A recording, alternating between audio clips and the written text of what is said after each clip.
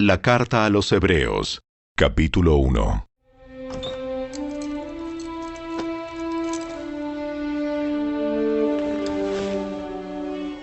Hace mucho tiempo, Dios habló muchas veces y de diversas maneras a nuestros antepasados por medio de los profetas.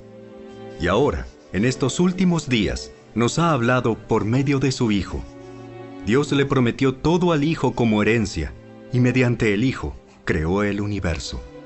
El Hijo irradia la gloria de Dios y expresa el carácter mismo de Dios y sostiene todo con el gran poder de su palabra. Después de habernos limpiado de nuestros pecados, se sentó en el lugar de honor, a la derecha del majestuoso Dios en el cielo. Esto demuestra que el Hijo es muy superior a los ángeles, así como el nombre que Dios le dio es superior al nombre de ellos. Pues Dios nunca le dijo a ningún ángel lo que le dijo a Jesús. Tú eres mi Hijo. Hoy he llegado a ser tu Padre. Dios también dijo, Yo seré su Padre, y Él será mi Hijo. Además, cuando trajo a su Hijo Supremo al mundo, Dios dijo, Que lo adoren todos los ángeles de Dios. Pero con respecto a los ángeles, Dios dice, Él envía a sus ángeles como los vientos, y a sus sirvientes como llamas de fuego. Pero al Hijo le dice, Tu trono, oh Dios, permanece por siempre y para siempre. Tú gobiernas con un cetro de justicia. Amas la justicia y odias la maldad. Por eso, oh Dios, tu Dios te ha ungido derramando el aceite de alegría sobre ti más que sobre cualquier otro.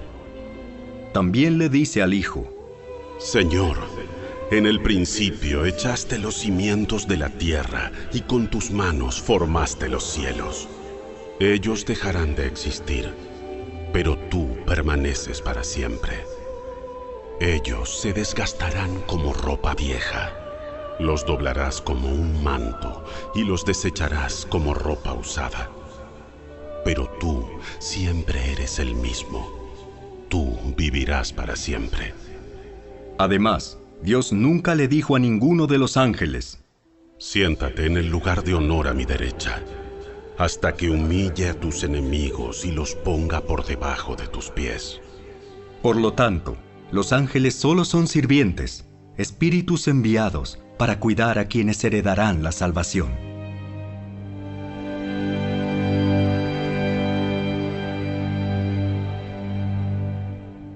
Capítulo 2. Así que debemos prestar mucha atención a las verdades que hemos oído, no sea que nos desviemos de ellas, pues el mensaje que Dios transmitió mediante los ángeles se ha mantenido siempre firme, y toda infracción de la ley y todo acto de desobediencia recibió el castigo que merecía. Entonces, ¿qué nos hace pensar que podemos escapar si descuidamos esta salvación tan grande, que primeramente fue anunciada por el mismo Señor Jesús y luego nos fue transmitida por quienes lo oyeron hablar? Además, Dios confirmó el mensaje mediante señales, maravillas, diversos milagros y dones del Espíritu Santo según su voluntad. Es más, no son los ángeles quienes gobernarán el mundo futuro del cual hablamos, porque en cierto lugar las Escrituras dicen, ¿qué son los simples mortales para que pienses en ellos, o un hijo de hombre para que de él te ocupes? Sin embargo, los hiciste un poco menor que los ángeles y los coronaste de gloria y honor. Le diste autoridad sobre todas las cosas. Ahora bien, cuando dice todas las cosas, significa que nada queda afuera. Pero todavía no vemos que todas las cosas sean puestas bajo su autoridad. No obstante, lo que sí vemos es a Jesús, a quien se le dio una posición un poco menor que los ángeles, y debido a que sufrió la muerte por nosotros, ahora está coronado de gloria y honor. Efectivamente, por la gracia de Dios, Jesús conoció la muerte por todos. Dios, para quien y por medio de quien todo fue hecho, eligió llevar a muchos hijos a la gloria. convenía a Dios que, mediante el sufrimiento, hiciera a Jesús un líder perfecto, apto para llevarlos a la salvación. Por lo tanto, Jesús y los que Él hace santos tienen el mismo Padre. Por esa razón, Jesús no se avergüenza de llamarlos sus hermanos, pues le dijo a Dios: Anunciaré tu nombre a mis hermanos. Entre tu pueblo reunido te alabaré. También dijo: Pondré mi confianza en Él, es decir, yo y los hijos que Dios me ha dado. Debido a que los hijos de Dios son seres humanos, hechos de carne y sangre, el Hijo también se hizo de carne y sangre. Pues solo como ser humano podía morir, y solo mediante la muerte podía quebrantar el poder del diablo, quien tenía el poder sobre la muerte. Únicamente de esa manera el Hijo podía libertar a todos los que vivían esclavizados por temor a la muerte. También sabemos que el Hijo no vino para ayudar a los ángeles, sino que vino para ayudar a los descendientes de Abraham. Por lo tanto, era necesario que en todo sentido Él se hiciera semejante a nosotros, sus hermanos, para que fuera nuestro sumo sacerdote fiel y misericordioso delante de Dios. Entonces, podría ofrecer un sacrificio que quitaría los pecados del pueblo. Debido a que Él mismo ha pasado por sufrimientos y pruebas, puede ayudarnos cuando pasamos por pruebas.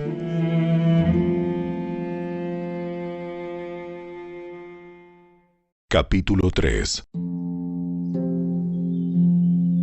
Así que, amados hermanos, ustedes que pertenecen a Dios y tienen parte con los que han sido llamados al cielo, consideren detenidamente a este Jesús, a quien declaramos mensajero de Dios y sumo sacerdote. Pues Él fue fiel a Dios, quien lo nombró, así como Moisés fue fiel cuando se le encomendó toda la casa de Dios. Pero Jesús merece mucha más gloria que Moisés. Así como el que construye una casa merece más elogio que la casa misma, pues cada casa tiene un constructor, pero el que construyó todo es Dios. En verdad, Moisés fue fiel como siervo en la casa de Dios. Su trabajo fue una ilustración de las verdades que Dios daría a conocer tiempo después. Pero Cristo, como Hijo, está a cargo de toda la casa de Dios. Y nosotros somos la casa de Dios si nos armamos de valor y permanecemos confiados en nuestra esperanza en Cristo. Por eso, el Espíritu Santo dice: Cuando oigan hoy su voz, no endurezcan el corazón como lo hicieron los israelitas cuando se rebelaron, aquel día que me pusieron a prueba en el desierto. Allí sus antepasados me tentaron y pusieron a prueba mi paciencia, a pesar de haber visto mis milagros durante 40 años. Por eso estuve enojado con ellos y dije: su corazón siempre se aleja de mí, rehúsan hacer lo que les digo. Así que en mi enojo juré: ellos nunca entrarán en mi lugar de descanso. Por lo tanto, amados hermanos, cuidado. Asegúrense de que ninguno de ustedes tenga un corazón maligno e incrédulo que los aleje del Dios vivo. Adviértanse unos a otros todos los días mientras dure ese hoy, para que ninguno sea engañado por el pecado y se endurezca contra Dios. Pues si somos fieles hasta el fin, confiando en Dios con la misma firmeza que teníamos al principio cuando creímos en Él, entonces tendremos parte en todo lo que le pertenece a Cristo. Recuerden lo que dice: Cuando oigan hoy su voz, no endurezcan el corazón como lo hicieron los israelitas cuando se rebelaron. ¿Y quiénes fueron los que se rebelaron contra Dios a pesar de haber oído su voz? ¿No fue acaso el pueblo que salió de Egipto guiado por Moisés? ¿Y quiénes hicieron enojar a Dios durante 40 años? ¿Acaso no fueron los que pecaron, cuyos cadáveres quedaron tirados en el desierto? ¿Y a quiénes hablaba Dios cuando juró que jamás entrarían en su descanso? ¿Acaso no fue a los que lo desobedecieron? Como vemos, ellos no pudieron entrar en el descanso de Dios a causa de su incredulidad. Capítulo 4.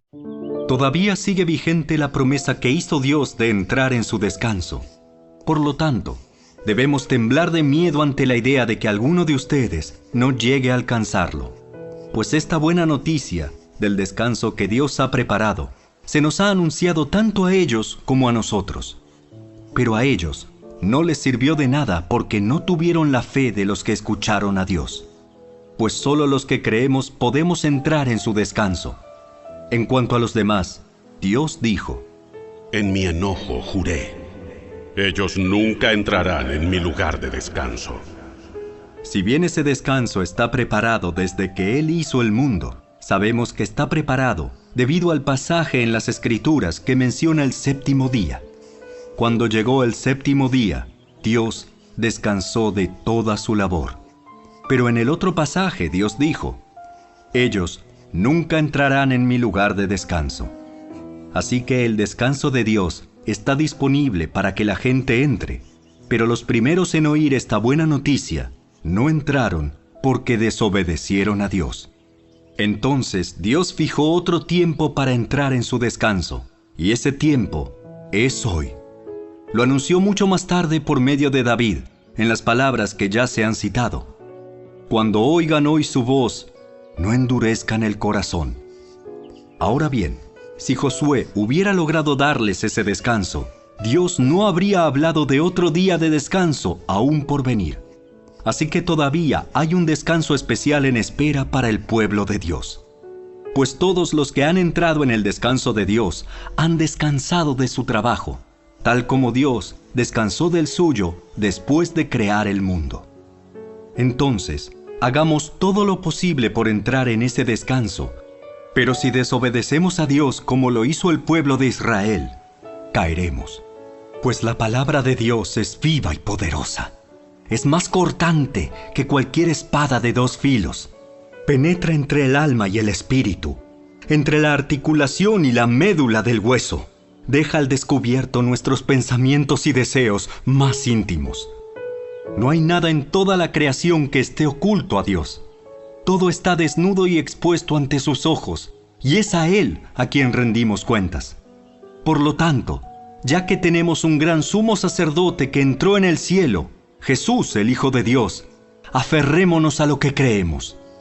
Nuestro sumo sacerdote comprende nuestras debilidades, porque enfrentó todas y cada una de las pruebas que enfrentamos nosotros. Sin embargo, Él nunca pecó.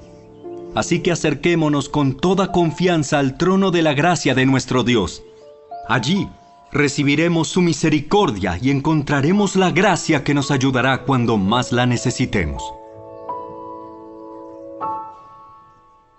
Capítulo 5.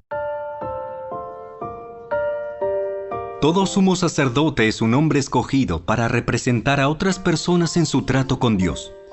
Él presenta a Dios las ofrendas de esas personas y ofrece sacrificios por los pecados. Y puede tratar con paciencia a los ignorantes y descarriados, porque Él también está sujeto a las mismas debilidades.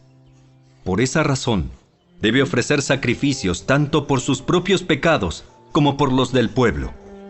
Y nadie puede llegar a ser sumo sacerdote solo porque desee tener ese honor.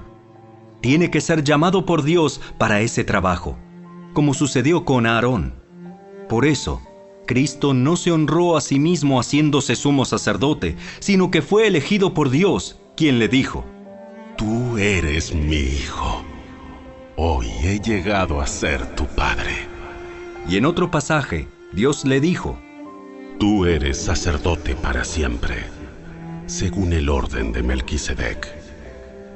Mientras estuvo aquí en la tierra, Jesús ofreció oraciones y súplicas con gran clamor y lágrimas al que podía rescatarlo de la muerte.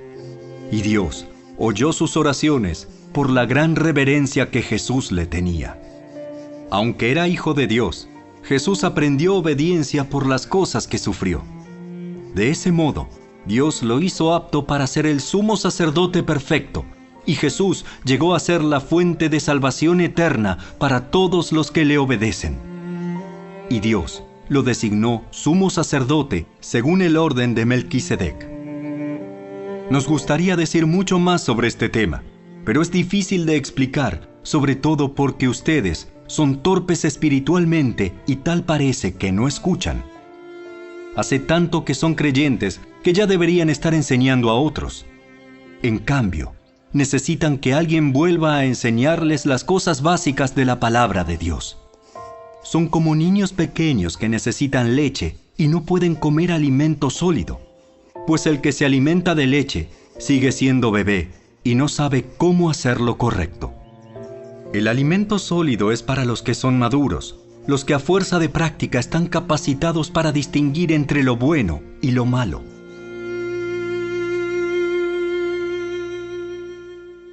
Capítulo 6.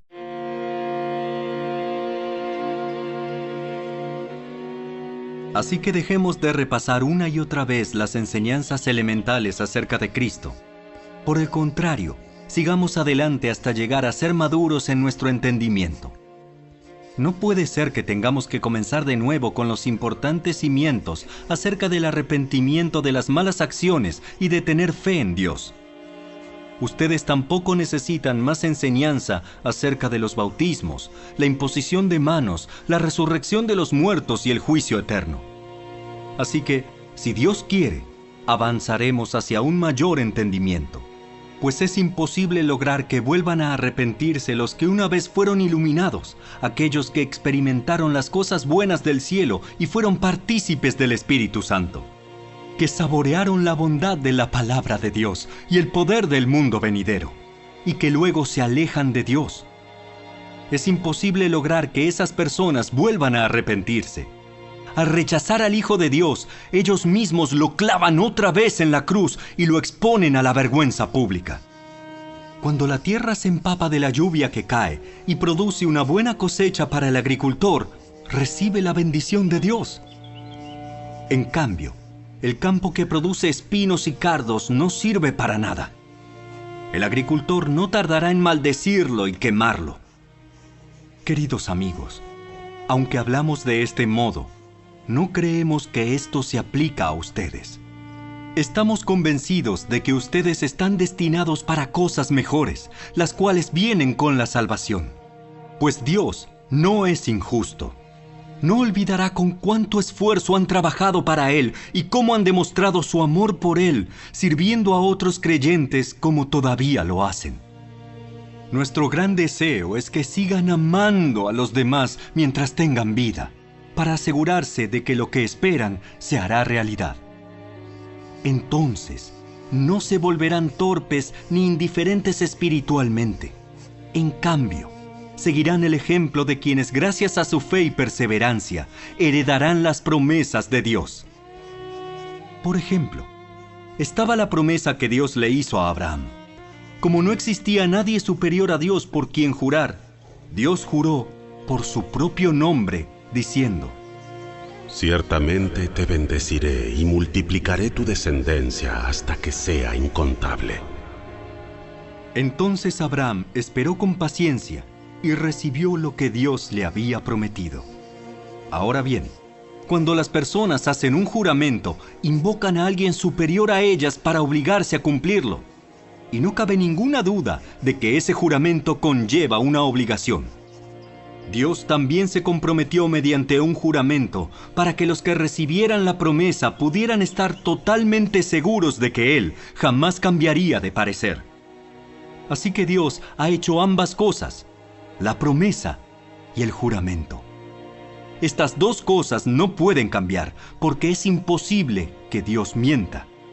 Por lo tanto, los que hemos acudido a Él en busca de refugio, podemos estar bien confiados aferrándonos a la esperanza que está delante de nosotros. Esta esperanza es un ancla firme y confiable para el alma. Nos conduce a través de la cortina al santuario interior de Dios. Jesús ya entró allí por nosotros. Él ha llegado a ser nuestro eterno sumo sacerdote, según el orden de Melquisedec. Capítulo 7.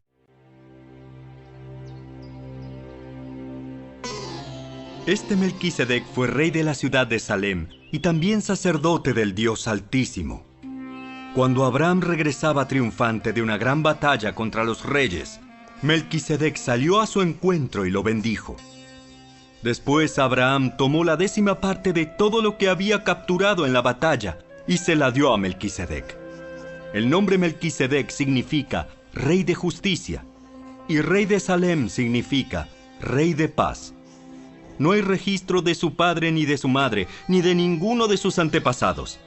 No hay principio ni fin de su vida. A semejanza del Hijo de Dios, sigue siendo sacerdote para siempre. Consideren entonces la grandeza de este Melquisedec. Incluso Abraham, el gran patriarca de Israel, reconoció esto al entregarle la 10ª parte de lo que había capturado en la batalla. Ahora bien, la ley de Moisés exigía que los sacerdotes, que son descendientes de Leví, le cobraran el diezmo al resto del pueblo de Israel, quienes también son descendientes de Abraham. Sin embargo, Melquisedec, que no era descendiente de Leví, recibió de Abraham la 10ª parte. Y Melquisedec bendijo a Abraham, quien ya había recibido las promesas de Dios. Sin lugar a dudas, el que tiene el poder para bendecir es superior a quien recibe la bendición. Los sacerdotes que reciben los diezmos son hombres que mueren, así que Melquisedec es superior a ellos porque se nos dice que sigue viviendo. Además, podríamos decir que esos levitas, los que reciben el diezmo, pagaron un diezmo a Melquisedec cuando lo pagó su antepasado Abraham. A pesar de que Leví aún no había nacido, la simiente de la cual provino ya existía en el cuerpo de Abraham cuando Melquisedec recibió su diezmo. Entonces, si el sacerdocio de Leví, sobre el cual se basó la ley, hubiera podido lograr la perfección que Dios propuso, ¿por qué fue necesario que Dios estableciera un sacerdocio diferente, con un sacerdote según el orden de Melquisedec, en lugar del orden de Leví y Aarón? Y si se cambia el sacerdocio, también es necesario cambiar la ley para permitirlo. Pues el sacerdote a quien nos referimos pertenece a una tribu diferente, cuyos miembros jamás han servido en el altar como sacerdotes. Lo que quiero decir es que nuestro Señor vino de la tribu de Judá, y Moisés nunca habló de que los sacerdotes provinieran de esa tribu. Ese cambio resulta aún más evidente, ya que ha surgido un sacerdote diferente, quien es como Melquisedec. Jesús llegó a ser sacerdote no por cumplir con la ley del requisito físico de pertenecer a la tribu de Leví, sino por el poder de una vida que no puede ser destruida. Y el salmista lo señaló cuando profetizó: Tú eres sacerdote para siempre, según el orden de Melquisedec. Así que el antiguo requisito del sacerdocio quedó anulado por ser débil e inútil, pues la ley nunca perfeccionó nada, pero ahora confiamos en una mejor esperanza por la cual nos acercamos a Dios. Este nuevo sistema se estableció mediante un juramento solemne. Los descendientes de Aarón llegaron a ser sacerdotes sin un juramento, pero había un juramento con relación a Jesús, pues Dios le dijo: El Señor ha hecho un juramento y no romperá su promesa. Tú eres sacerdote para siempre. Debido a ese juramento, Jesús es quien garantiza este mejor pacto con Dios. Hubo muchos sacerdotes bajo el sistema antiguo porque la muerte les impedía continuar con sus funciones. Pero dado que Jesús vive para siempre, su sacerdocio dura para siempre. Por eso puede salvar una vez y para siempre a los que vienen a Dios por medio de Él, quien vive para siempre a fin de interceder con Dios a favor de ellos. Él es la clase de sumo sacerdote que necesitamos, porque es santo y no tiene culpa ni mancha de pecado. Él ha sido apartado de los pecadores y se le ha dado el lugar de más alto honor en el cielo. A diferencia de los demás sumos sacerdotes, no tiene necesidad de ofrecer sacrificios cada día. Ellos los ofrecían primero por sus propios pecados y luego por los del pueblo. Sin embargo, Jesús lo hizo una vez y para siempre, cuando se ofreció a sí mismo como sacrificio por los pecados del pueblo. La ley nombra a sumos sacerdotes que están limitados por debilidades humanas. Pero después de que la ley fue entregada, Dios nombró a su Hijo mediante un juramento, y su Hijo ha sido hecho el perfecto sumo sacerdote para siempre. Capítulo 8. El punto principal es el siguiente. Tenemos un sumo sacerdote quien se sentó en el lugar de honor, a la derecha del trono del Dios majestuoso en el cielo. Allí sirve como ministro en el tabernáculo del cielo, el verdadero lugar de adoración construido por el Señor y no por manos humanas. Ya que es deber de todo sumo sacerdote presentar ofrendas y sacrificios, nuestro sumo sacerdote también tiene que presentar una ofrenda. Si estuviera aquí en la tierra, ni siquiera sería sacerdote, porque ya hay sacerdotes que presentan las ofrendas que exige la ley. Ellos sirven dentro de un sistema de adoración que es solo una copia, una sombra del verdadero que está en el cielo. Pues cuando Moisés estaba por construir el tabernáculo, Dios le advirtió lo siguiente: asegúrate de hacer todo según el modelo que te mostré aquí en la montaña. Pero ahora a Jesús, nuestro sumo sacerdote, se le ha dado un ministerio que es muy superior al sacerdocio antiguo, porque Él es mediador a nuestro favor de un mejor pacto con Dios basado en promesas mejores. Si el primer pacto no hubiera tenido defectos, no habría sido necesario reemplazarlo con un segundo pacto. Pero cuando Dios encontró defectos en el pueblo, dijo: se acerca el día en que haré un nuevo pacto con el pueblo de Israel y de Judá. Este pacto no será como el que hice con sus antepasados, cuando los tomé de la mano y los saqué de la tierra de Egipto. Ellos no permanecieron fieles a mi pacto, por eso les di la espalda. Pero este es el nuevo pacto que haré con el pueblo de Israel en ese día. Pondré mis leyes en su mente y las escribiré en su corazón. Yo seré su Dios, y ellos serán mi pueblo. Y no habrá necesidad de enseñar a sus vecinos, ni habrá necesidad de enseñar a sus parientes diciendo: deberías conocer al Señor. Pues todos ya me conocerán, desde el más pequeño hasta el más grande. Perdonaré sus maldades y nunca más me acordaré de sus pecados. Cuando Dios habla de un nuevo pacto, quiere decir que ha hecho obsoleto al primero, el cual ha caducado y pronto desaparecerá.